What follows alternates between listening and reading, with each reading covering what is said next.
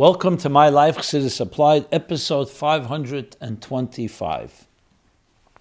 You could say this is a special Chanukah edition, being that later this week we begin with Chanukah.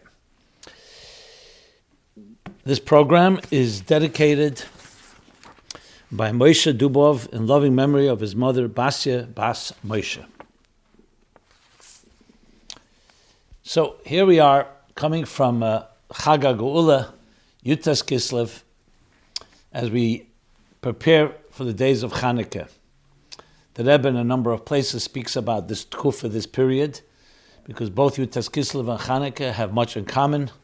Both, of course, a Geula from a dark state.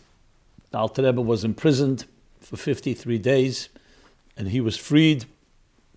Chanukah, the Jewish people were being oppressed by the Greco-Syrian leadership, King Antiochus, the Seleucid Empire, and then after a battle, so even though they were far outnumbered, the Jews, the Maccabees, they prevailed. The powerful in the hands of the weak, the Merabim biyad me'atim, the many by the hands of the few. And that victory led, of course, to the finding of the desecrated oil, finding that one flask, one cruse of oil that remained, that burned miraculously for 8 days, Chanukah. So that's in general terms. More specifically, the Alter Rebbe was a Geula around Pnimius HaTorah, which is compared to Zayis, Shemen Zayis, to Shemen. The oil that we derive when a olive is pressed, and as the Rebbe Rashab said, that it's hard to say, but the Geula, Peterburg, which is the freedom, the liberation of the Alter Rebbe in Peterburg, brought out the best of the Alter Rebbe, like a zayis, like an olive, that when you press it, the oil comes out. Chanukah, of course, is about Shemen Zayis, finding that Shemen, that pure cruse of oil, and that burning for 8 days, which in turn we light the Chanukah Menorah. And many other details that we can talk about, but we'll just sum up, is basically illuminating the darkness, that even when it's dark, and even when there's a setback, and even when it seems like things may be hopeless, we find freedom, we find liberation. And especially in the area of Pnimius HaTorah, that illuminates the darkest times, in the later years of Golus, preparing us for Mashiach and the Geula. So this is a powerful period in time, and when we live with the times in that sense, it gives us strength for our challenges that we face today. We have our own darkness. We have our own forms of darkness today in many different ways. Yes, we don't have necessarily the oppression that they suffered back then, or the Alter Rebbe in his time, but we have different forms due to the modernity and the secular world. Definitely poses many challenges. Sometimes freedom actually can be more difficult. The Golas, the Evdim be'Eretz Ashur, were lost in the Eretz Ashur, and the plentifulness and the prosperity of our times can be worse than the Dochim be'Eretz Mitzrayim, when we're just downtrodden or pushed aside due to the oppression of Mitzrayim, as discussed in a number of places, as well as other challenges in Eretz Yisrael. Still a war going on with enemies. The parallel between Chanukah and that war is quite evident, being that the Chanukah times it was, as I mentioned, the Seleucid Empire, which is the Greco-Syrian, especially in that area, and now you see with the latest events in Syria, which we'll talk about a little later in this program. So all of it comes together that we have our challenges, but we learn from Yutas Kislev and Chanukah that we have the power to overcome darkness, and even a light dispels much darkness, especially a lot of light. So we have the light of Shnei Eir, the Alter Rebbe's name, Shnei Eir Zalman, Shnei Eir, a double light, the light of Nittel, the light of Pnimius HaTorah, and it illuminates Zalman, as the Rebbe's father explains, Rabbi Yitzchok. The Zalman's from the word Loisis Lizman. So you take the Shnei Eir, the Eir HaTorah, the Shnei Eir, the two lights of Torah, Eir, the Nigla and the Primius, and it illuminates Zman and Mokim, even in this very physical world. And then, of course, Chanukah, which illuminates the darkness. Mishatishka Chama, we light the menorah when it gets dark. Al Pesach Beisei Mebachutz, by the door facing outward, similar to the expression Yafutzu Meinesecha Chutza, Al Pesach Beisei Mebachutz, to illuminate the darkness out there. So these are resources, tremendous resources that we can access, and we need to access in this period of time, that can help us get through any challenge, whether it's personal, global, on a Jewish level, in Israel, or anywhere in the world. So that's an overall message from this period of time. We're going to, of course, talk more in detail about Chanukah, but before we get to Chanukah, there's yet another day this week, which, though is not a day we celebrate, but it's still a day that we mark and commemorate. And that is what is called, in Jewish literature, Jewish and Torah, Nittel. Nittel. Nittel will be Wednesday night, which is always December 25th. And the reason for Nittel is because it's a time, the custom is that we don't learn Torah from sundown till around midnight or 1 a.m., depending on the time zone. And the way he explains it in Hayom Yom, he brings from the Frierdiker Rebbe that he heard from his father, that we don't learn Torah, Kadesh Leila Hesiv Chayis. That's the expression, not the Hesiv Chayis. So again, though it's not comparable to the positive holidays that we're talking about, but it's still something we recognize. And of course, the obvious question is why. So let's talk about that, being that comes, right, but this year happens to correspond with the first night of Chanukah, which makes it even more strange. Because Chanukah's message is all about illuminating darkness. And we illuminate darkness through Torah, through Ner Mitzvah and Torah. And here we're told that we don't learn Torah. And the expression again, let's just say, make sure I got it exactly, the exact lashon, is, Kadesh Leila Hesiv Chayis. So Noyigim Shalei Limud Ben Nittel. So let's start with that most important question. Why don't we study Torah on Nittel Eve? As someone put it this way, what is the origin of not learning Torah on Nittel Nacht? My guess is that because there were often pogroms on that holiday, Xmas, the rabbi suggested people stay home and stay off the streets and not to go to shul that night to avoid trouble. But that doesn't answer why we don't learn Torah on Nittel Nacht, Nittel night, in the safety of our homes.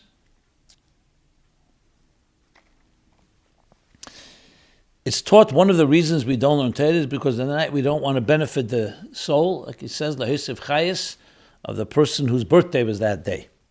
But that doesn't completely make sense because we don't refrain from other mitzvahs on Nittel Nacht.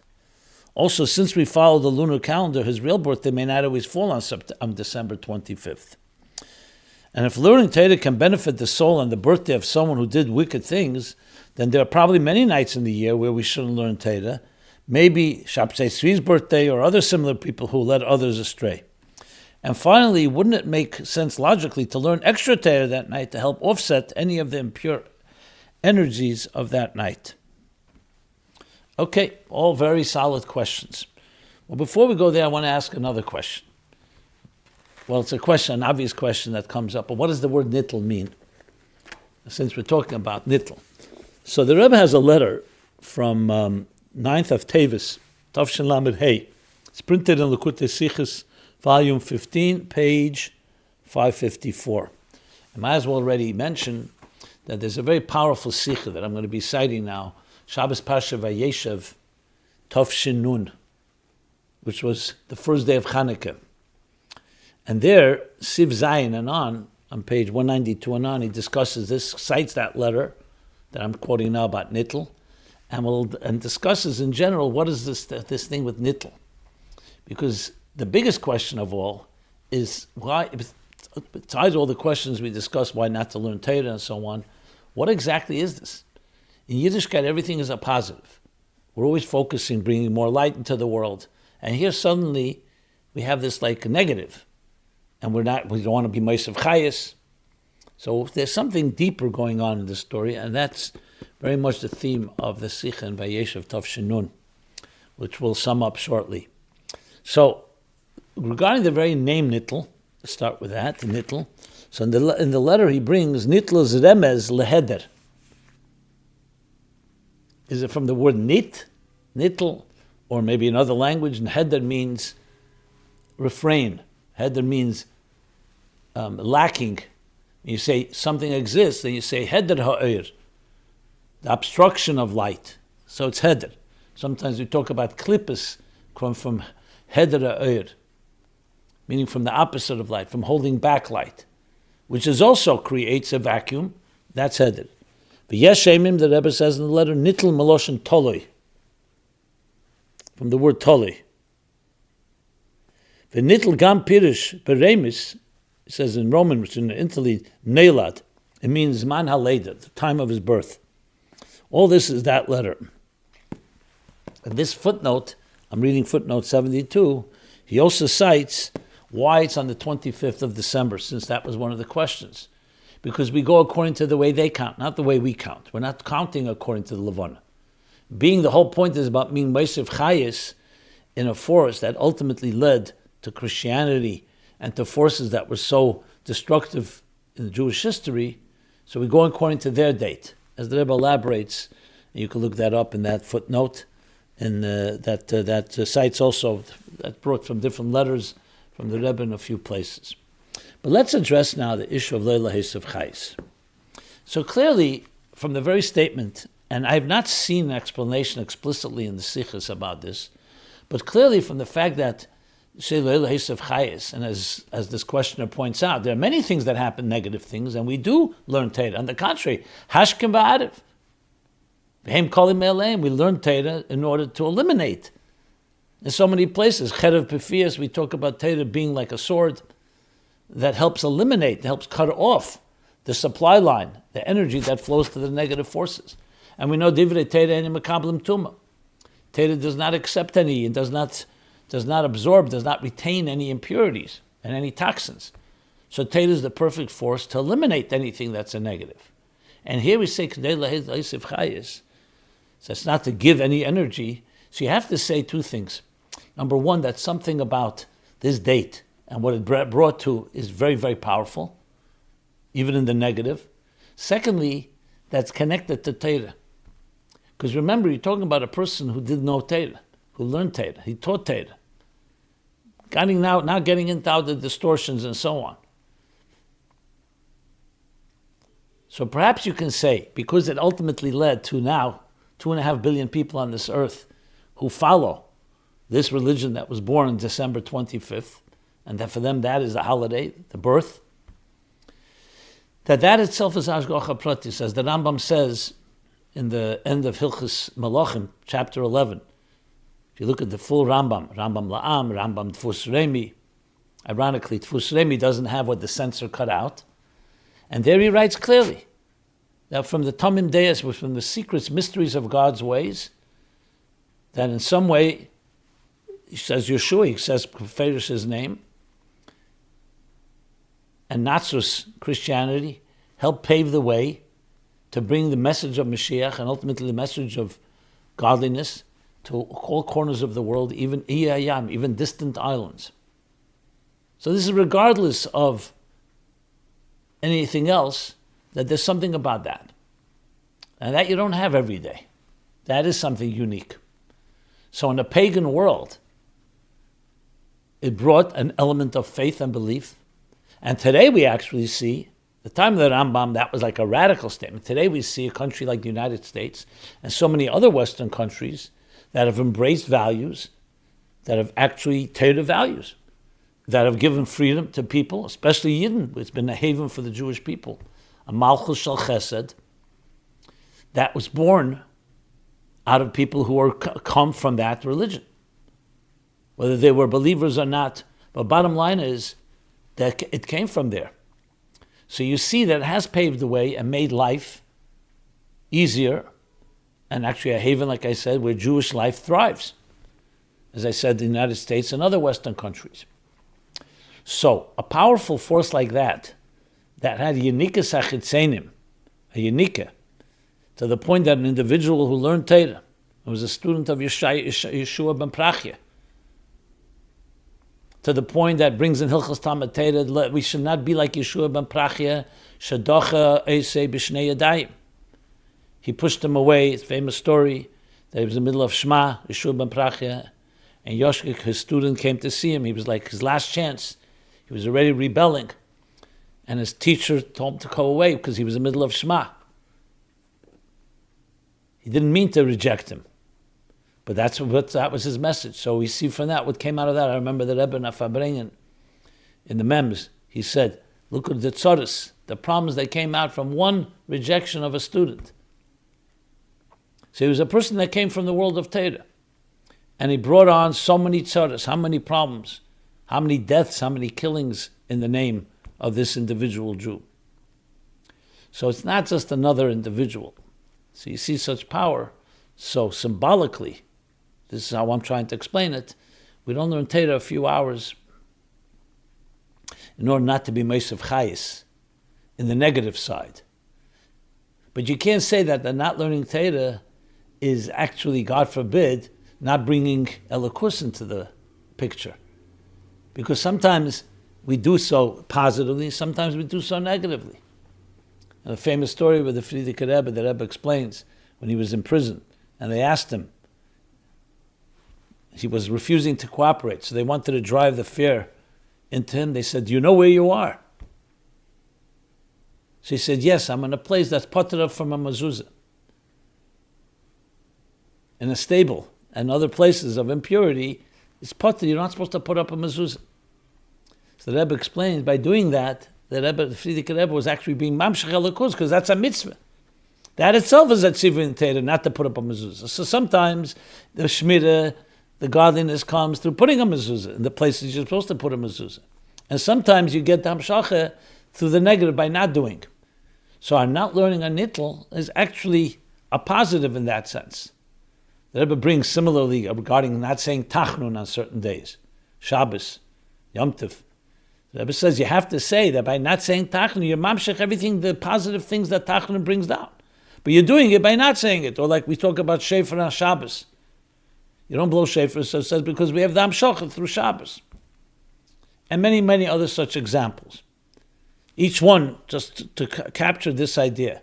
So in the Sicha Vayeshev Tov Shenun, the Rebbe says that the Nittel, the way we draw out positive energy is by not learning Torah. And he brings there actually connection to Chanukah. What's the connection to Chanukah? So there's a very powerful piece in the Sikha where the Rebbe talks about why Chanukah is so different than Purim. Even though both the Rabbanim and Divrei Sofrim, Purim we read a Megillah. Esther requested that her story, the story of Megilas Esther, should become one of the Chav Dalet Sifrei Kodesh, and she was granted that. Becomes one of the 24 holy books of Tanakh. One of the Megillas. We know there's a Megilas Antiochus. That never became one of the canon of the 24 Sfarim. Even though there's some Kehillas that read it, but they don't read it with a bracha. So there is a Megillah. Why is it different? And why is this called Megilas Esther? This is called Megilas Antiochus. Esther, Tzadekis, Itkonis. Why is it not called Megilas Batisyo or Megilas Yehuda HaMaccabi? And the Rebbe explains because Chanukah has something different than Purim, even though both come to illuminate the darkness, because both came after Gzeira. Purim, of course, Haman, Lahashmir, the Labed, God forbid, to annihilate the Jewish people. And Chanukah, like we said, the darkness that the Greco-Syrians brought on. And yet, there's a difference. All the mitzvahs of Purim, the Rebbe explains, are all done within the home. Sudas Purim, Shalach Monis Ish L'Re'eyu, Matonis Lavyenim. Chanukah is the only place where the mitzvah is done toward the outside, Al Pesach Beisim Mibachutz, to shine, illuminate outside of the home. And the same thing at the time when we light the Menorah, Mishatishka Achama, Ad Dekal Yerigla Tarmadoi, when the sun sets. Because Chanukah has an element that actually goes into the darkness itself.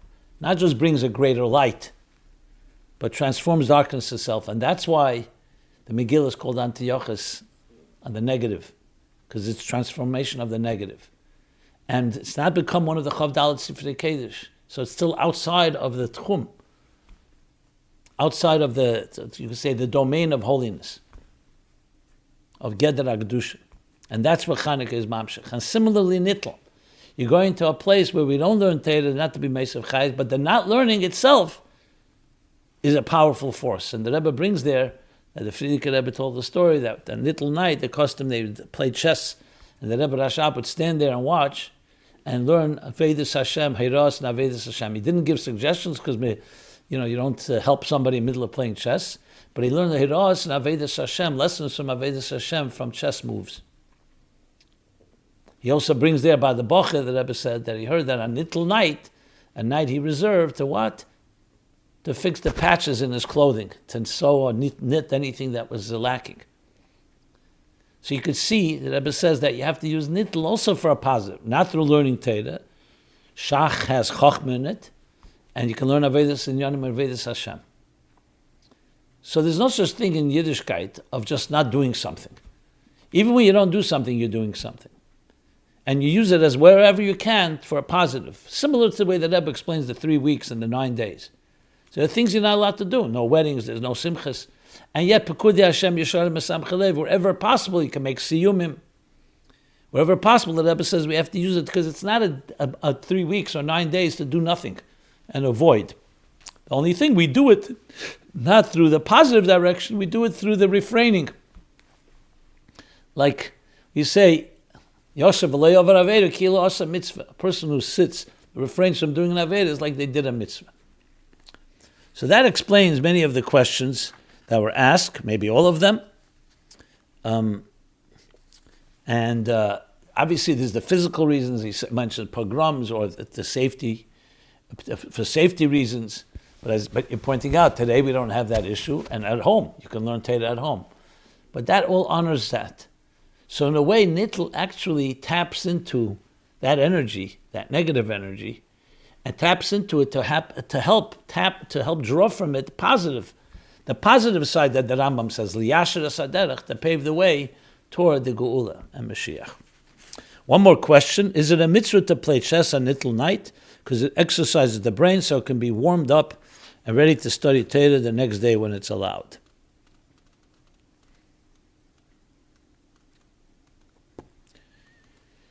Why is there a custom to play chess at this time? So I believe I answered that question from the story with the Rebbe Rashab.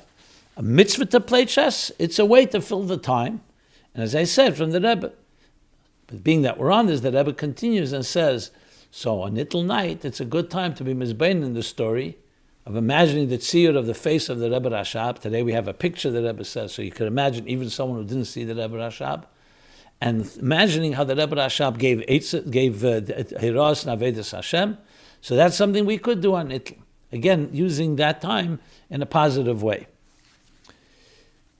It just reminds me, I remember I was in yeshiva at a chavrusa. So he was such a masmid, so dedicated to learning. So came Nittel night, of course, you don't learn. He would go to sleep 4 o'clock, right when it got dark, 4:30, 5, and wake up after midnight and stay up all night learning. So he ended up not learning that period, but then he learned the rest of the night. So if you really wanted to bring Bamshech, all that from all sides, that's a good way. I should read another question, which I really answered, but I'll just read it. How can refraining from Torah study be a positive thing? So I believe we answered that, because sometimes the refraining, that itself brings out something positive, as we discussed. Okay. So from this we can go right into Chanukah, being that it's the same night. So Chanukah, so we will light a Chanukah candle that night. So you see, at the same time that we learn Torah, there are things you could do. And that flame will burn through Nittel. And that flame represents Ner Mitzvah and Torah. So you just see how you can have all elements here. And we shouldn't look at things in a fragmented way. It's all part of a bigger picture. We both recognize the positive, and we also sometimes have to be sensitive to the negative. Think of, God forbid someone sits Shiva. So of course it's a negative time, but there's a positive in that as well. It's just different forms that it takes. Sometimes Kedusha manifests in a chiyuvdik way, like a mitzvah sesa, a positive mitzvah that's mamshech, that draws down divine energy. And sometimes it's just leisesa. Like I said, loy. Leisa say you don't do it, and through not doing it, the Alter Rebbe explains in the Pekudei, even a higher energy, because when you do positive, the energy is commensurate to your actions. When you're not doing something, you'll be mamshech seviv klam on a higher level that is not captured by an act; it's captured by a non-act. So that same night we light Chanukah.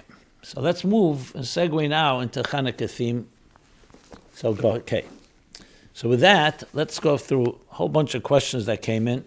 I should use this opportunity to mention that this program is going on now already since probably the 12th year we're in. And so every year, obviously, the program at this time of the year was focused on Chanukah. So if you go to ChassidusApplied.com, we have a whole website dedicated to this program that has already expanded many resources to help one learn Chassidus. So ChassidusApplied.com, you find all the archives of previous programs. There you can also submit any question totally confidentially and anonymously. And many questions coming in. I try to keep up. Obviously, we've fallen behind, but please don't hesitate to ask any question. Nothing's taboo, nothing's off limits. We try to answer everything that is posed. Okay, and with that, let us go over to the lessons about Chanukah.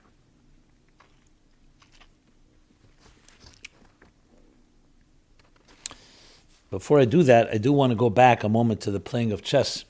In the Sikh and Tov Shinun Vayeshev, he does bring, in the footnotes, he brings how chess is considered a chokhmah, wisdom. There's intelligence there. So the question was asked to exercise the brain. So in addition to what I said about the Rebbe Rashab, absolutely. And when you get the brain working better, it definitely warms it up, that afterwards you can learn Torah with more chayis. So though I hinted to that, but I just wanted to spell that out. So, can we ask Rabbi Jacobson to give a short synopsis of a maimer about Chanukah? Thank you. Another way someone put it, how does Chassidus explain the lessons of Chanukah? So there are many Chanukah maimorim, obviously, starting with the Alter Rebbe and Torah Eir. And then the Mittler Rebbe has a whole sefer, Shari Eira, on Chanukah. Also several maimorim. And of course, the Tzemach Tzedek. And then you have the Rebbe Marash and the Rebbe Rashab and the Frierdiker Rebbe and the Rebbe. So there's many Maimorei Chanukah. We can't cover them all. Let's talk about one key focused item, which actually is a question that somebody asked. So we can cover several things here together here.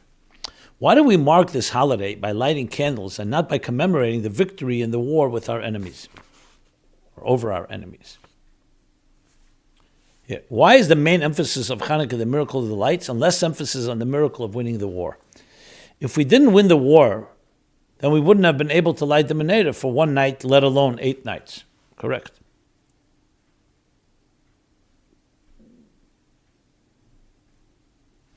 Another person wrote, is the miracle of the oil central to Chanukah, or is it a rabbinic rebranding? The Talmud in Shabbos 21b emphasizes the miracle of the oil.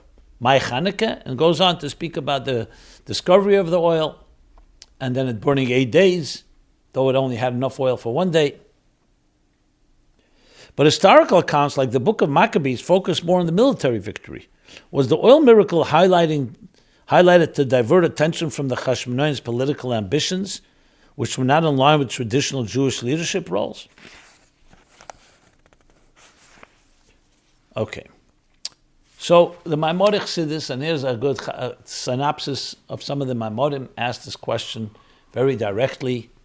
Since the Milchama, the war, was the main thing, because had they not won the war, yes, exactly, they could not then enter the Beis HaMikdash and clean up the Beis HaMikdash and rededicate it and discover the one little cruse of oil to light the Chanukah menorah.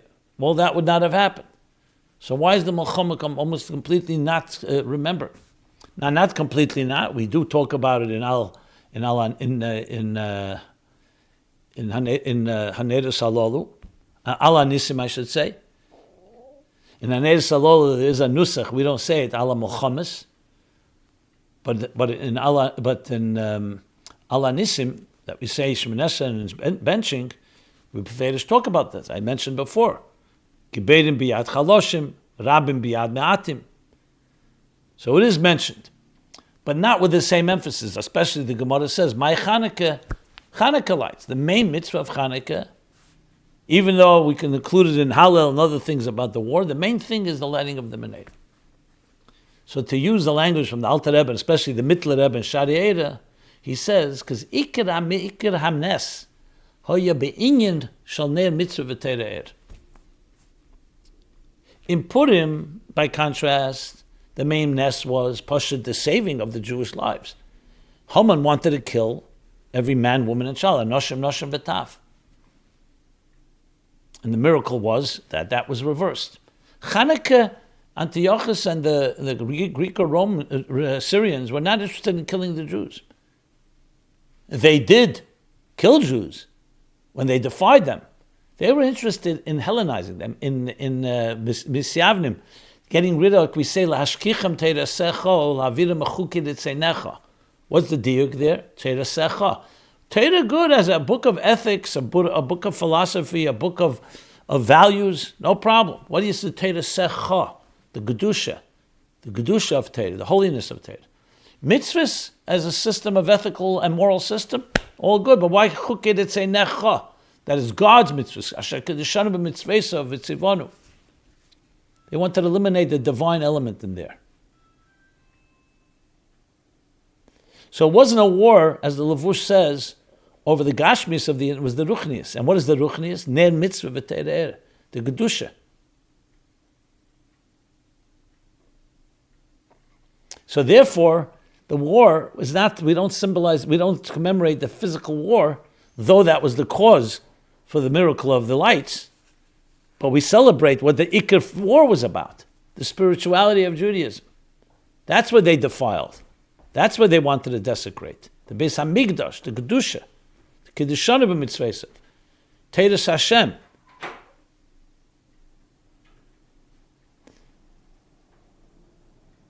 So it's actually the mitzvah of Chanukah, of Ner Chanukah, captures very much the essence of what Chanukah represents, which of course teaches us tremendous lessons. The tremendous lesson it teaches us, especially today, and we'll talk about that some more shortly, is what a real war is about. Even a physical war, at the end of the day, has a spiritual side to it. You're fighting for something. You're not just, there's wars, obviously, self-defense, where you have to protect yourself against an enemy. But especially wars that are driven by ideology, especially wars that Yidden are involved in, is about Aruchnis. That's why we say, it's not just enough to get rid of the darkness. It's most important is to bring light into the picture. And that's what Chanukah teaches us. No matter what the enemy is, do what you have to do to fight the enemy, as they did Chanukah. But above all, remember what you stand for. You stand for light, for Ner Hashem Nishmas Adam. That the soul of a person is the flame of God, the candle of God. Ner Mitzvah, the candle of a mitzvah, v'teira er. That's what it's all about. So Chanukah teaches us a profound lesson. And you could even say it's a military strategy. Just think of the Vietnam War. Talk about the Vietnam War, the fiasco. The most mighty army in history, the United States, could not vanquish a bamboo country, literally, of Vietnam. To the point that the soldiers in the U.S. Army didn't even know why they were fighting. Because you can't fight a war without a cause. And ultimately the United States turned against it. So you could have all the weapons and all the military, but if you don't have light, if you don't have a value, if you don't know why you're doing it, and it's a positive value, you can lose the war. The Alter Rebbe says in Tanya chapter 26, why atzvus, depression, is such a negative force. And he gives the example of a wrestling, a war, a battle between two people. Even if one is stronger than the other, but if they don't have the drive, they don't have the willpower, if they're lazy, if they're depressed, they won't be able to fight the war. They will lose to a weaker opponent. Because you also need the spirit, the neshama, the ruach, That is critical in every battle. And this is true also psychological battles. It's not just how much strength you have, it's what you believe in. If you have values, if you have something you're fighting for, that gives you strength to be able to get through any difficulty. Okay.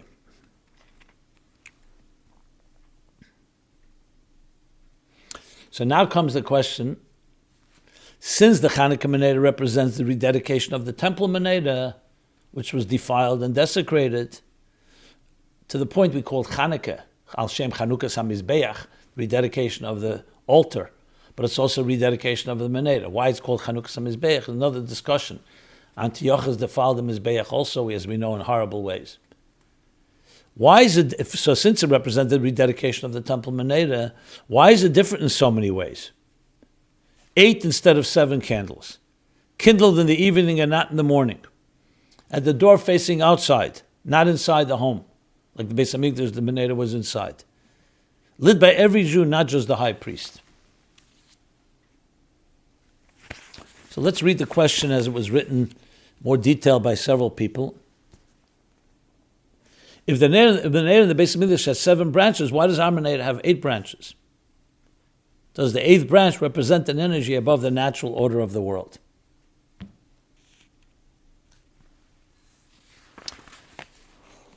And the answer is yes, it does. Because the whole Chanukah definitely is built upon the Menorah. That's why we light a Menorah, because the Menorah in the Beis Hamikdash. But all these differences actually capture the uniqueness of Chanukah. And to use an example, we mentioned, I believe, last week with Yutas Kislev, and that's also a connection to Yutas Kislev. Shtar sheyotza lov irur. It's a law. A contract that was challenged, and then it's upheld after appeal, upon appeal. You can no longer challenge it. Like we see even in secular law, U.S. constitutional law, you can appeal once, twice, but once it gets to the Supreme Court, because ein l'davar sov, you can't keep appealing. So what is that interesting twist? Here again, you see how the negative becomes a positive. Like we spoke before about Nittel. The shtar was the contract has been challenged. That sounds like a setback. And yet when it's upheld, it's stronger than it was before it was challenged. Why? Because before it was challenged, it always remains open. Maybe it'll be challenged. Think of a human being. Until you're challenged, you don't know what you'll do when you're really challenged. Everything is good when things are riding well, when you're comfortable. But when there's a challenge, what will you be like? When the olive is pressed, what will happen? Once it's upheld, no longer. So any challenge, it will withstand any challenge. It's like once you've gone through the fire and you've held strong, the roots, the foundations are strong. That's what Chanukah did to Menorah in the Beis Hamikdash. The Menorah in the Beis Hamikdash lit. Beis Hamikdash was standing, beautiful. Ner Tomit, it's an eternal flame. But what happens when there's a darkness? Chashecha, darkness sets in. And the Greco-Syrians come and defile the Beis Hamikdash. Then you see its real power. And after all that, they won the battle, the war. And then they found that one cruse of oil, pure olive oil. That even in all the darkness, they found one living spark. And with that they lit, and it burned for 8 days, even though it only had the power to light for naturally only 1 day. That tells you these flames can never be destroyed. The Beis Hamikdash, as much as it was so powerful, ultimately was destroyed by the Romans a little later. But Aneris Halolu says that Ramban at the beginning of Parsha Ba'alescha, the Aneris of Chanukah, Einem Pteil Le'elam, will never be extinguished because they faced darkness and they came through. So they will burn forever. Mashiach comes, we will have the Beis Hamikdash Ashlishiach, Bayis Nitzchi, Migdash Ad Nekeni Yedecha, and the flames will then burn again forever and ever. So all these additions, so to speak, that Chanukah added are symbolized in the changes that we make. Let's start with 8. 7 is the cycle of life, says the Rashba, famous Shail Shuvas Rashba. Cycle of life, 7 days a week, 7 years, 7 midas. 8 is the power of transcendence. In his words, Shemeres HaHekev. The Hekev, the cycle, is 7. Shemeres HaHekev is a power that's outside of it. You're reaching a transcendent power. Like the Alter Rebbe explains on Lamatseach al Ashminis, Lekut Torah, about Bris Milah, is outside of nature on the 8th day. And many other symbolisms in the number 8. The Beis HaMikdash, you lit the menorah inside the Beis HaMikdash.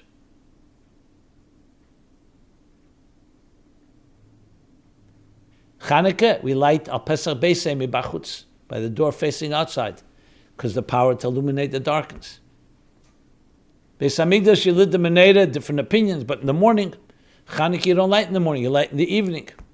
Mishatishka Chama, from when the sun sets, ad dekal rigla tarmadoi, until the people coming back from work stop walking the streets. And Chassidus explains tarmadoi from the word meredes, even those that mutineer, that rebel against God, that Chanukah reaches even them and causes adekalia from the word kiloyan, just like the oil.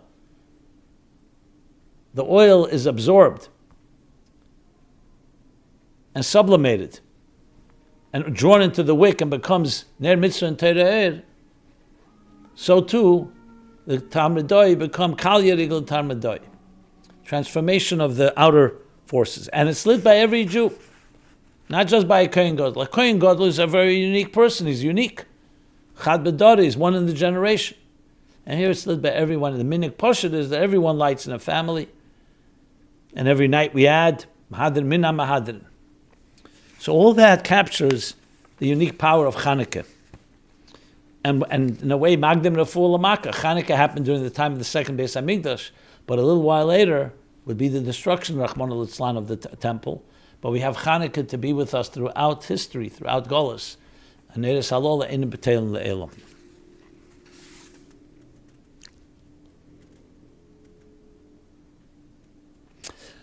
Okay, what does the number 8 represent? How does it differ from 11? So in this context as well, someone asks, in connection to Chanukah, Chassidus teaches that the number 8 represents a revelation above the natural order, transcendence, as we said. But in other places it says the number 11 represents revelation above the natural order. My question is 8 and 11 the same thing, or do they represent different levels of revelation that are both above the natural order? Okay. So first of all, in general, yes, they have a similarity. Because the natural order of 7, so 8 is above that. The natural order of 10 spheres, which is the structure, Mispar HaShalom, it's a complete number 10, and 11, Yud Aleph, is the transcendent of that. But if you break it down a little more specifically, it's very clear. The 7 and 8 is more the 7 midas, 7 emotional attributes. And 8 is like Bina, that's above them. When you talk about the 10 spheres, which is the whole structure, so 11 is beyond that. So it also includes Meichin, Keser, 11 being the Keser, or Primis HaKeser to be more precise. In addition, we know that even in Bli Gvul, so to speak, even in transcendence itself, there are levels. Like the Alter Rebbe explains in Lekut Torah, Veschanon, V'yadaito, that what today you understand, yesterday was only a matter of faith. Now you come to understand it, you've internalized it, so now as you climb a mountain, now you see a broader horizon. So faith, Amunah, is that which is beyond your new level. Then the next day, or whenever, you integrate that as well, that becomes Panimius and Mamal Kalam, and now Sevav Kalam becomes even broader. So essentially like climbing a mountain. What the horizon of yesterday, once you climb higher, there's a new horizon. So there's not a contradiction to say that there are levels in transcendence. Okay. How does Shammai's opinion, what can we learn from Shammai's opinion to begin lighting all 8 candles on the first night? So we know there's the machlekes, how does Shammai's opinion to light all 8 candles the first night align with our future divine service after Mashiach comes? Okay.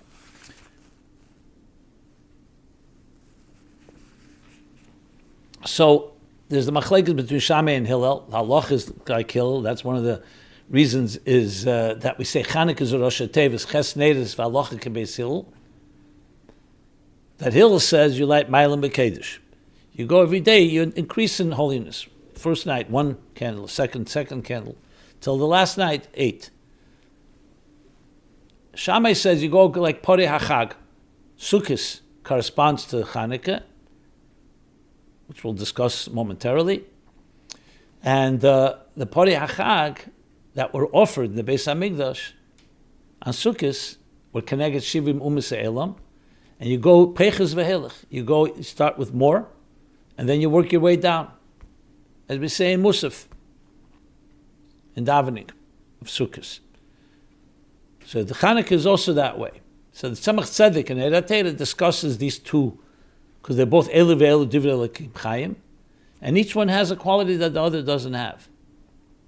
Overall, we know Shammai goes B'Koyach, and Hillel B'Poel. Hillel saying the miracle, you go B'Poel.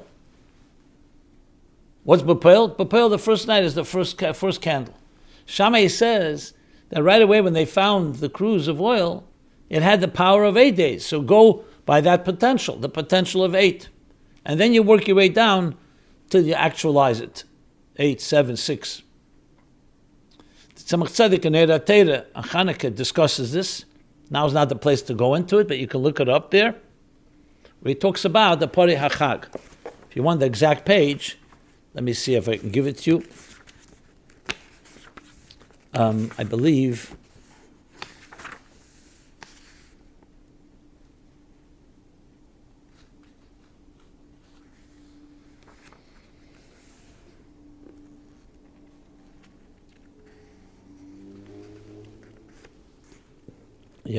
it's Eira Teira, Chanukah 304b, and Shmini Atzeres, the page is Aleph Tavshinayin Heve Elach. That would be 1775, page 1775, where he discusses that connection. Okay. Bottom line is, spiritually speaking, we have both milas. They have the actual milah of Hillel, but Shammai means that right away as Chanukah begins, you already have the potential for 8 days. The halacha is not like that, but it gives you power that even the first night you're ready is that night. That's where everything. Remember, when they found that cruse of oil, it had all the miracle in it. It just wasn't actualized till it burned for 8 days. So it basically focuses on going, both our potential is tremendous, but then the most important thing is to actualize that potential. What is the reason? Why did the high priest light the temple menorah? What's the reason only the Kohen Gadol lit the menorah? Is it a similar reason as to why the Yevarechecha blessings of the Kohanim, Brichas Kohanim, are advantageous because their blessings take the fast lane and are delivered quickly without obstacles blocking them? Ad Mehera Yored Dvorei. The answer is briefly yes. The Kohen Gadol has special power. When you want to light a neshama, Ner Hashem Nishma Sodom, which was representative of a menorah, you want to have the koyach of Aaron, which also has the word Eir in it.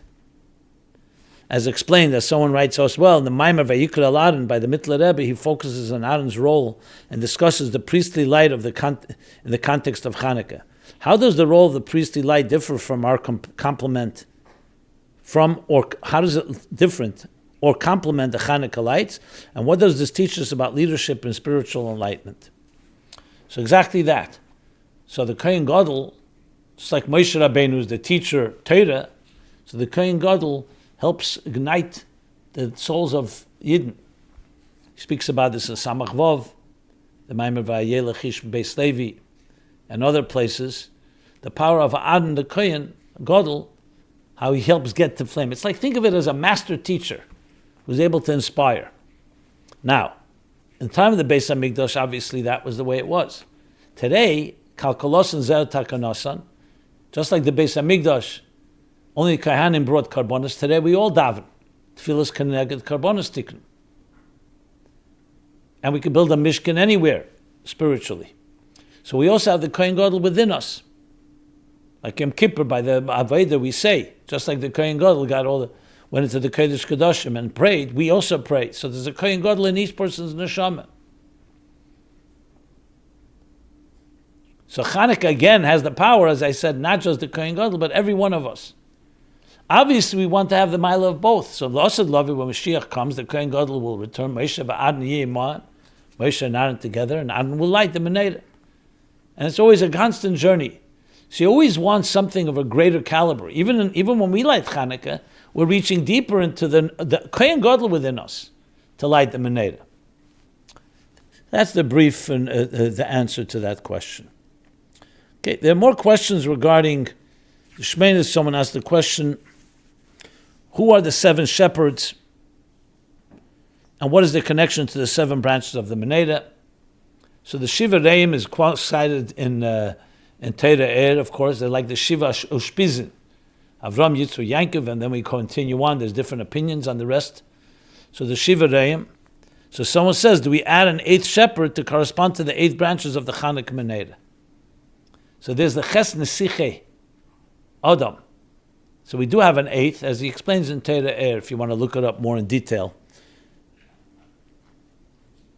An 8, like we said, refers to transcendence, the higher level. So we have both elements, yeah. What is the connection between the 8 days of this holiday and the 8 days of Sukkot, with Chesed Chanukah corresponding to Shmini Atzeres? So that we mentioned before. There's the 7 days of Sukkot, then the Shmini Atzeres, and that corresponds with Chanukah. So in some Svarim it says Chanukah is the conclusion of the Gemach Simchat Teva that we get in Shayna Rabbah and then Shmini Atzeres. So Chanukah is the total conclusion of that. That's why some people pay for the Esrog Elulav not later than Chanukah, or Chanukah itself. And there are other comparisons, like we spoke from Shammai, Keneged Parei HaChag. Now the Parei HaChag were what? Keneged Umas Elam. We brought the offerings to protect the nations of the world. We spoke before, Chanukah is about illuminating the darkness, illuminating the nations of the world, illuminating outside. Chutz al Pesach Mesim and Bechutz. So they both have that common denominator. Obviously, Chanukah is actually you light it, whereas Sukkot, you're davening for them. It's in a shul, in a minyan, in davening, but the same idea, the same concept. So in that spirit, someone asked the question. In 1977, a few weeks after the Rebbe recovered from a major heart attack, he made a surprise refraining, which also served as a Suda Seidah for his recovery. One of the things he spoke about was a connection between Shmini Atzeres and Zeis Chanukah. So exactly, the Rebbe would always fabring Shabbos before. I'm sorry, the fabring before this before Hakofis, Leil Hakof, Leil Simchas Torah. Then he would have a fabring Shabbos. The day of Simchas Torah, at the end of Simchas Torah, going into Motzei Yom Tov. That year, before Hakofis, there was no fabringen. The fabringen at the end of Simchas Torah happened after Yom Tov. The Rebbe spoke from his room. So the Rebbe wanted to be mashlemit, and especially the Keishal Bracha. So he washed, and we had a whole a Suda and a fabringen, Zeis Chanukah that year. And he explained the connection of Zeis Chanukah to Shmini Atzeres. Can we ask Rabbi Jacobson if he remembers this, and what was the connection that Rebbe made? Thank you. Well, briefly, the connection is transcendence, which of course is connected to the whole theme of healing. Shtar Shiyotza Lav Irer. As the Rebbe wrote and settled to someone to look in Zohar, the Akdama, which talks about a story with Rab Chia, how he went up Lamaila and they wanted to take him back, and then he said, no, he's still needed down below. It's a long story, but B'kitzur, Zeis Chanukah represents similar Shmini Atzeres. That's not just the regular order of the 7 days, Sukkot Teshuvah Shivas Yomim, but it's now a level of transcendence. The 8th day of Chanukah, and we'll talk about it more next week, is in Chanukah itself is transcendence. So Chanukah B'chlal is a transcendent state that we illuminate even the darkness, but Zeis Chanukah is the culmination of that. And what I said before from Svarim, that is the end, in a way, of the holidays of Tishrei, Zeis Chanukah.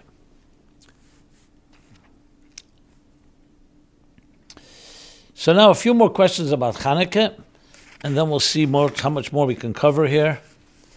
We'll try our best to cover as much as possible. Okay.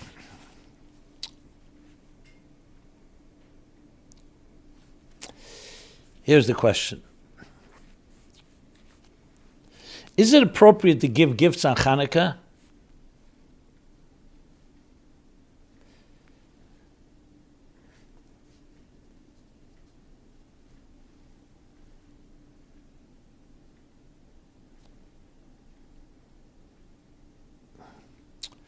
Or is that something that we're borrowing from the non-Jews who give gifts on their December holiday? Well, I'll do a second question as well because they're connected.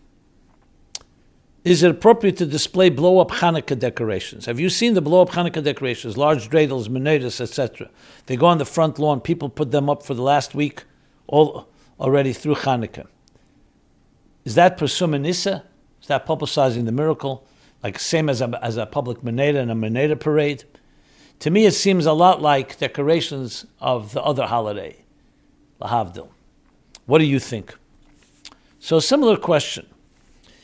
So first of all, we have a Chanukah, Moyes Chanukah geld.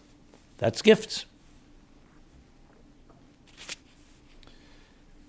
Secondly, Chanukah precedes the other nations of the world and their holidays. So research would have to be done how it was honored. So even though there may be a parallel, and maybe that's what some people see it that way because it's the same time of the year, from a commercial point of view, from sales and so on and so forth, Amazon sales.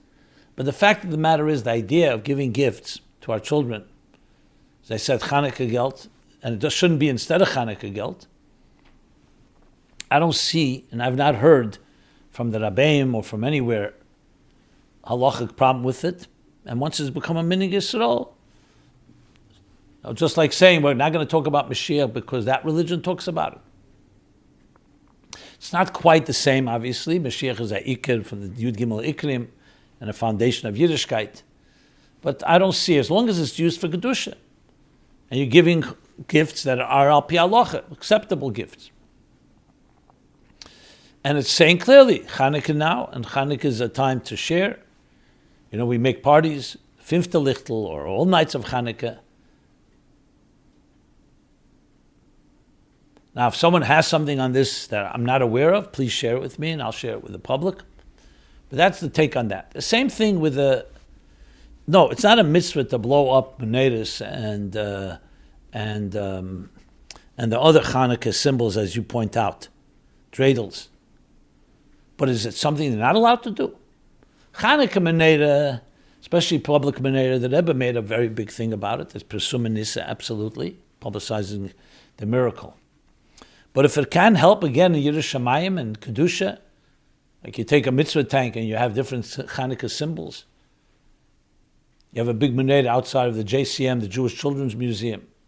So it's not a big dreidel. It's a symbolic thing of Yiddishkeit. So again, if it's used in the right way, and it's not in the wrong way, then why not? Is it a must? No.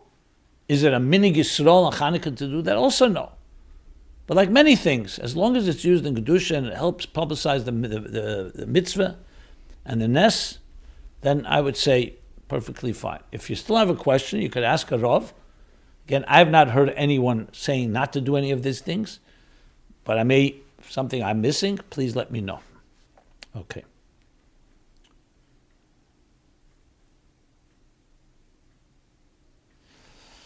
So now,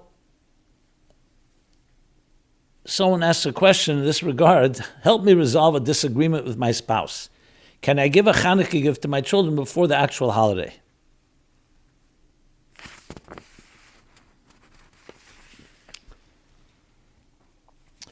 Here we go. Dear Rabbi Jacobson, it's been a very cold winter. I thought a good Chanukah gift for my kids would be something very useful. I ordered them thermal pajamas to keep them warm at night. You see here at Chassidus Applied, we get all types of questions. I find them very, sometimes amusing. Okay, but let's continue. Amazon delivered them early. Even though it's not Chanukah yet, I want to give it to the kids now and tell them that it's their Chanukah present. My wife says no, and we have to wait until Chanukah. I argue that logically it's cold now, so they could use it now, so why wait? And spiritually, since Kislev contains Chanukah, and Yutes Kislev, and the entire month is considered a month of Geula, so we can give presents any day of the month. She says, if I give the gifts early, then I have to buy something additional for the kids to give them during Chanukah. Does this make sense? If Hashem decided that Mashiach will come on Zeis Chanukah, but everything that needs to be in place for him to come is ready 2 weeks early, and Hashem decides to send Mashiach earlier, I guarantee nobody will complain and say we would rather wait.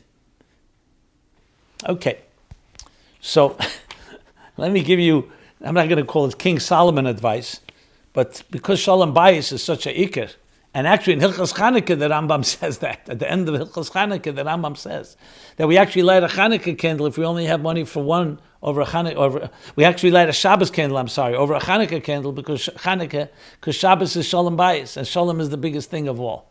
So since Shalom Bayis is so big here, I would probably defer to your wife in the first place, but she gave you an out. Why not buy an extra gift for Chanukah? Say, let's do both. Give them the pajamas. If you feel you have to give it before Chanukah, fine. If you insist. I don't see why this has to be an argument. And buy them an extra gift. Doesn't have to be an expensive gift.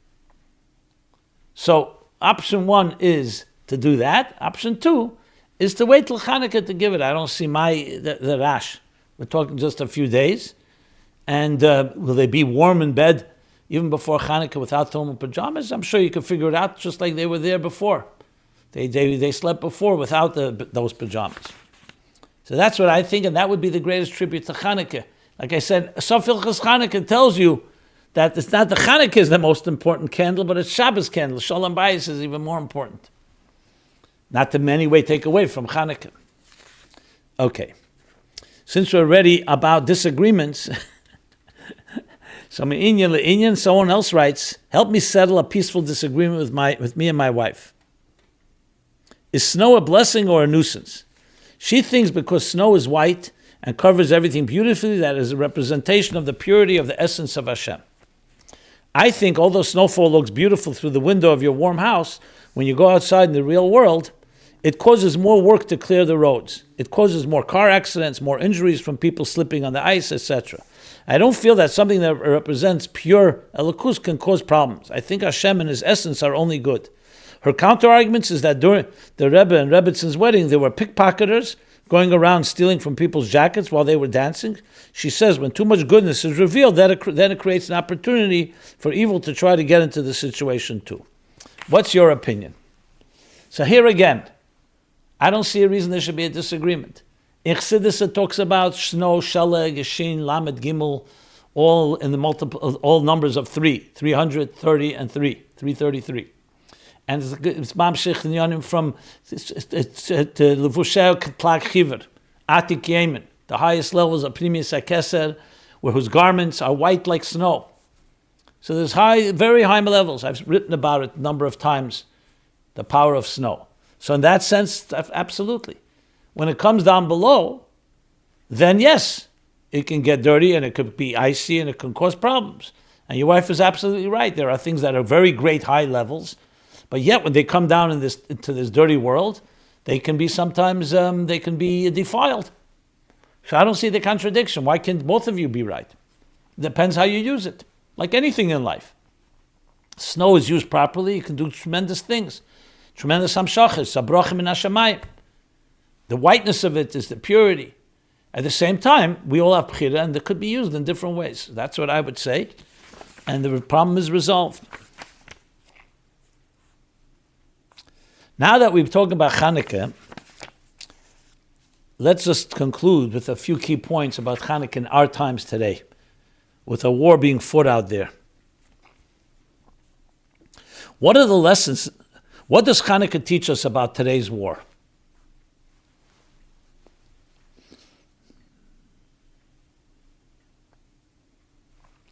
What are the lessons from emphasizing the victory of light over darkness that we spoke about before? So the first lesson we have is the similarities. The similarities of the Chanukah wars and the war today in so many different ways. Eretz Yisrael, Eden versus their enemies, Syria, the fall of Syria, the other countries hopefully will fall completely in their opposition and peace can be arrived at.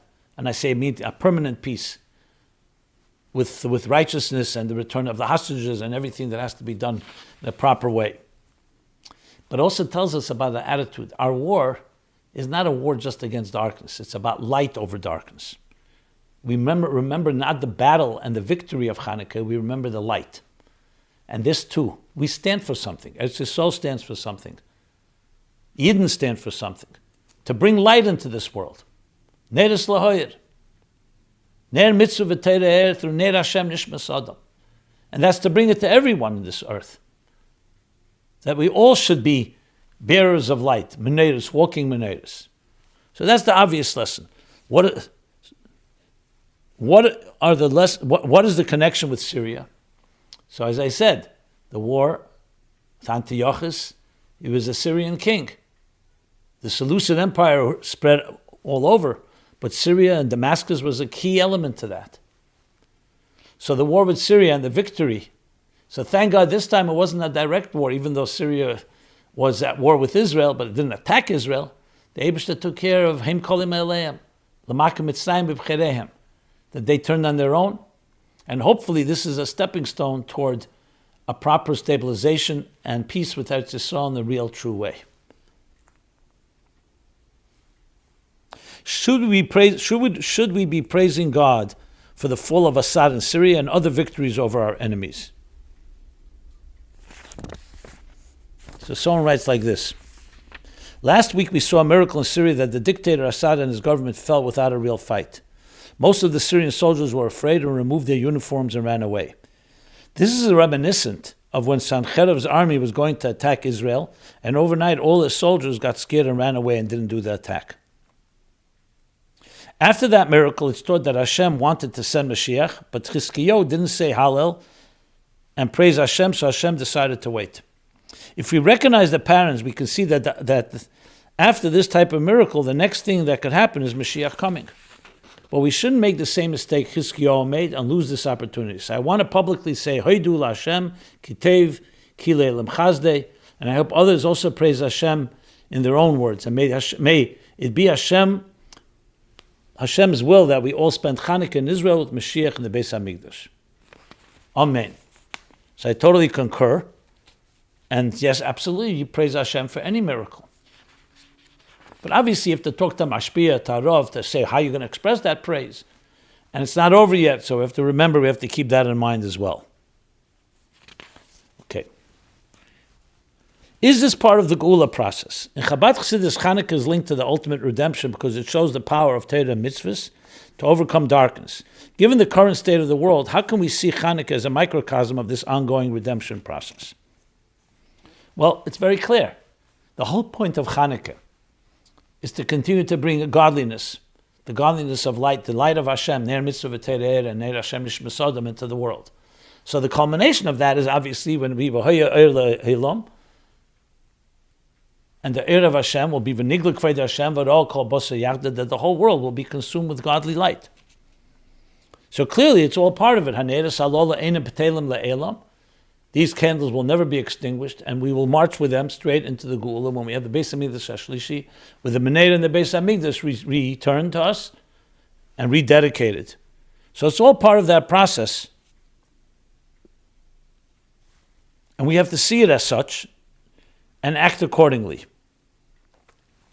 And finally, is there a prophecy that all our enemies will fall before the redemption?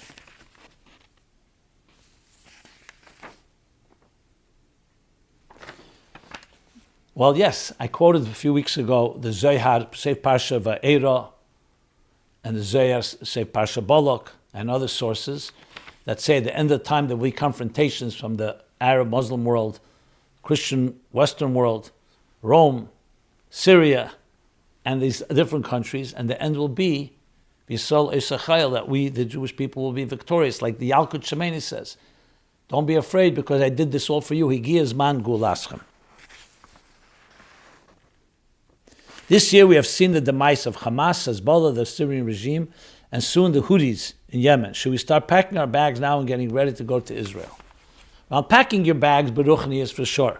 Practically, to also know you have to do your Aveda where you are right now.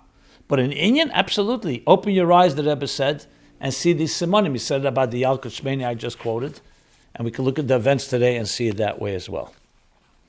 And a good way to conclude is the final thing I'll read. Someone writes the following. Dear Rabbi Jacobson, thank you for all these Chassidus classes. It's like you are giving this community a Chanukah present every Sunday night. It's greatly appreciated, and I keep learning new things here. I want to wish you and all of Klal Yisrael a happy Chanukah. If we are taught that a tzaddik decrees something and Hashem fulfills it, and it says in Yeshaya, "Va'amach kulam tzaddikim," so as a tzaddik, I decree that on this year's Zeis Chanukah of 5785, the brightest night, everyone should have a complete personal redemption, and collectively we should all be redeemed by Mashiach and celebrate in the third everlasting Beis HaMikdash. Couldn't be a more fitting way of concluding this program. So everyone have a very happy Chanukah, a lichtike Chanukah, illuminating one, a geuladige Chanukah. May the Chanukah light, even before Chanukah, illuminate to the point of returning the hostages intact, unscathed, total victory, and yes, let's march into the Geula Amitis Vashlema. This has been MyLife Chassidus Applied. Again, Afreilich and Chanukah, and Afreilich and Tamid. We're here every Sunday, 8 to 9 p.m. This program is brought to you by MyLife Chassidus Applied. Please help us continue our programs. Make even a small contribution at chassidusapply.com/donate.